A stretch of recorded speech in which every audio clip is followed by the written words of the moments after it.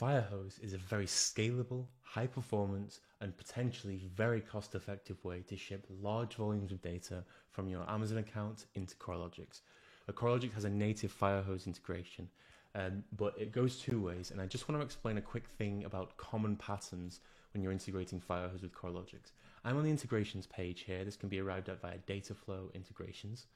And you can see here that we have a number of options. So if I actually just look for Firehose, you'll see that we have lots of different options for connecting via Firehose.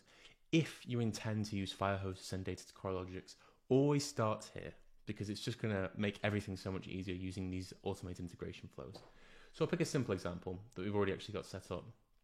I click Add New. There is a common thread across all of these integrations. You define an API key, which in this case is already generated, application name and subsystem name. If you're using a Kinesis queue, then you can include that as well. And it will automatically generate for you, and you can also set CloudWatch retention as well. This is useful for cost optimization because if you're sending the data to CoreLogix, there's no need to hold onto it in CloudWatch for a very long time.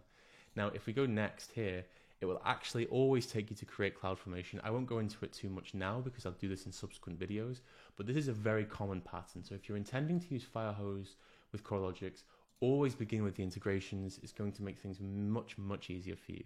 You can do everything manually, of course, but why would you? It's so much easier doing this via CloudFormation.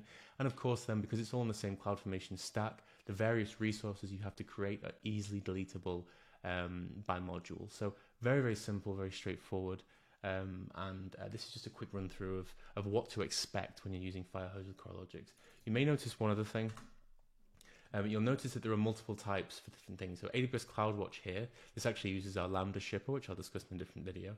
And then AWS CloudWatch logs via Firehose. So there's the common pattern. Look for via Firehose or simply just search for Firehose in there.